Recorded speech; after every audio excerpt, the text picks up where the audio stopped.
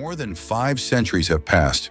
5 centuries of scholars, poets, historians, and still one of the greatest mysteries in literary history remains unresolved. Who was William Shakespeare? Really? Who wrote the plays and poems that shaped the English language, inspired revolutions of thought, and left an eternal mark on the imagination of the world? We know the name. We revere the work. But what do we truly know about the man? Despite mountains of scholarship, despite libraries filled with biographies, theories, and commentaries, the trail remains curiously thin. Contradictions emerge. Voices of doubt persist. Why, for a collective global intelligence, this question remained unanswered? Why, after almost half a millennium, has the true author not safely been revealed?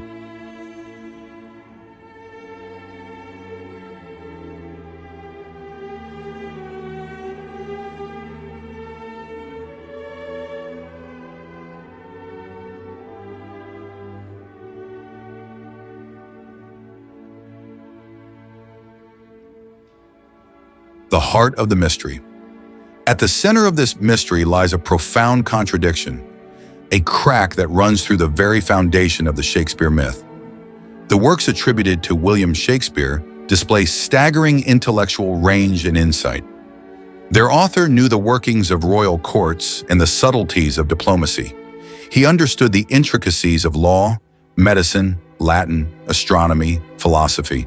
He moved with ease through the world of ancient mythology, and with uncanny precision, described foreign places like Italy and France, often with details no tourist could have guessed. Whoever wrote these plays possessed not only genius, but the kind of education, experience, and social access that very few men of the time could dream of.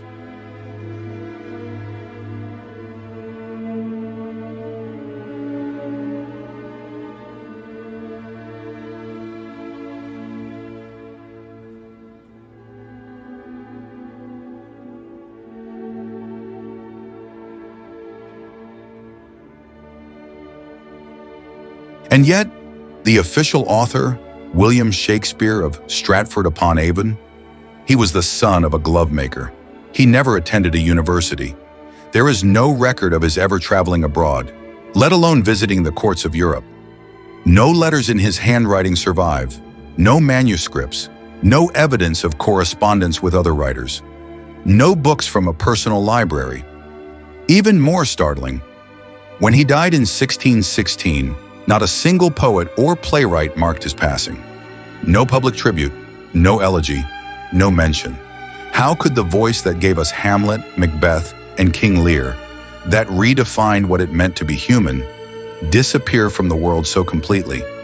Unless he was not the universal genius we are looking for.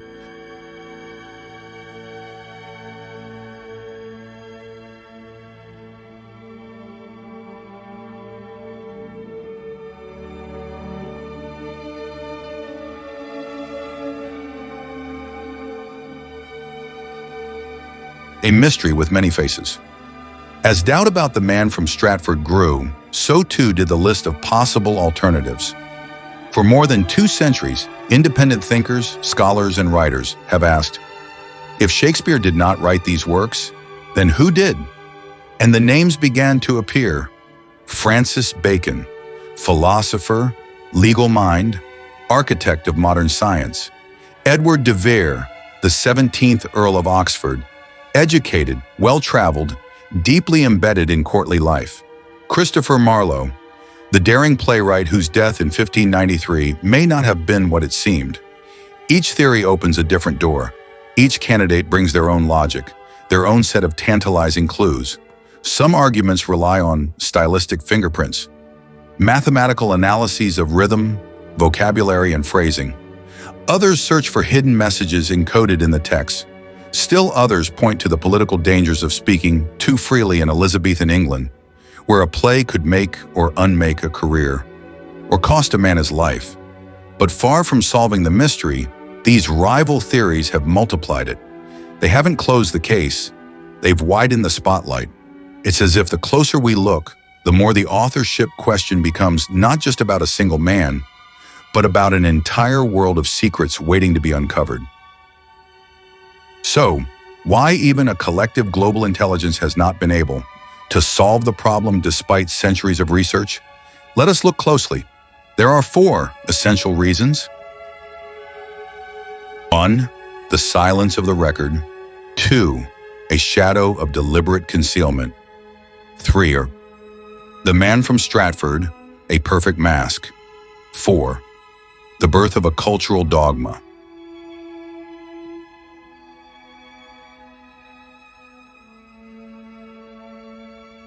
The silence of the record. The historical evidence surrounding Shakespeare is shockingly thin, perhaps not by accident. There are no surviving manuscripts in his hand, no letters, no notebooks, no records of books he owned or borrowed. No one wrote a eulogy when he died. Not a poet, not a playwright, not even a fan. And yet this is the man we are told wrote Hamlet, King Lear, and The Tempest. Such a vacuum around such a supposed giant defies belief. It is as if a ghost passed through history, leaving behind only printed words and no human presence. A shadow of deliberate concealment. There are signs, disturbing signs, that the truth was buried by design. The true author, it seems, may have been too dangerous to reveal, too politically sensitive, too critical of power. A thinker who had to vanish, but whose voice could not be lost. That is, where William Cecil enters. The Queen's chief advisor, a master of secrets. He had the means, the motive, and the power to orchestrate a controlled disappearance.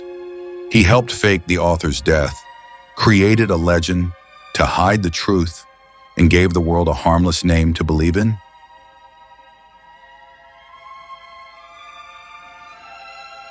The Stratford man as the perfect decoy. William of Stratford was the ideal camouflage. He was local, modest, silent, and conveniently uninvolved. He never claimed authorship. He never explained the works. He simply existed, and that was enough. His name could be printed on plays. His biography could be molded to fit the legend. And above all, he raised no suspicion, a silent front for a living, breathing author who needed cover. What better cover for a hidden genius than a man who left no literary trace?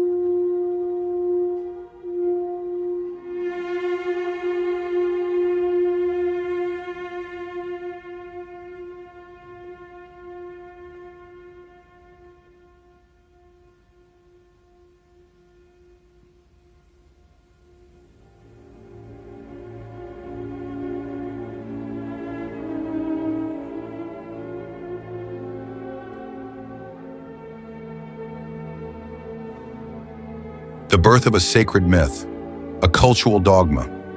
Over time, the Shakespeare story became more than accepted. It became sacred, a myth, then a doctrine.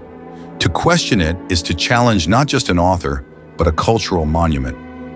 Entire institutions were built around the Stratford narrative. To deny it is to threaten careers, reputations, textbooks, and national pride. And so, generations after generations, the mystery remains locked. Not because it lacks clues, the question has been dismissed, ridiculed, or quietly ignored, because the truth may be too powerful, too disruptive, too dangerous to confront.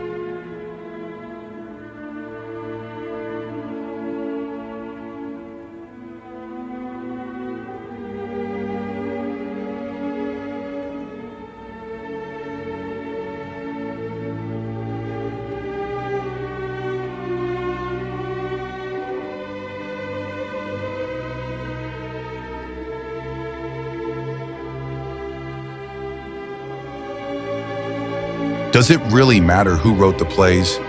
Isn't it the work itself that counts? The authorship question leads us closer to truth, and the stakes are far greater than literary curiosity.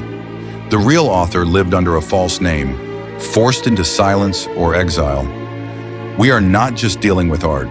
We are confronting the machinery of power, censorship, conspiration, and erasure, the shaping of history by those who rule it. This was not simply a matter of credit.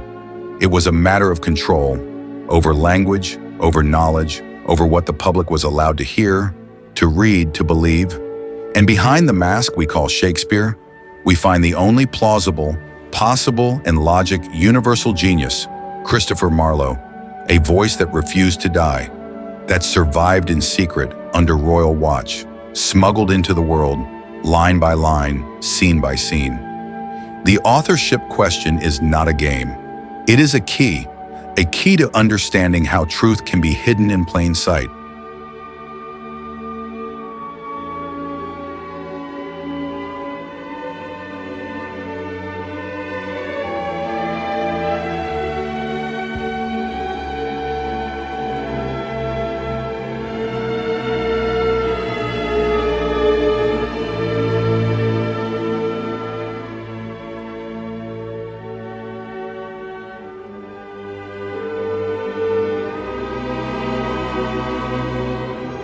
After almost 5 centuries of intense scrutiny, it is no longer realistic to expect the discovery of a completely new authorship candidate.